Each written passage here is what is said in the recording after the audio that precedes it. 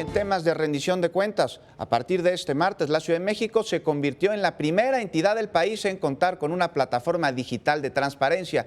Con ella se permitirá a los capitalinos el monitorear la gestión del gobierno local.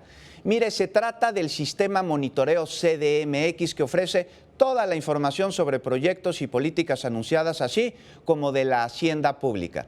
En este último rubro se incluirán las finanzas delegacionales. Escuchemos.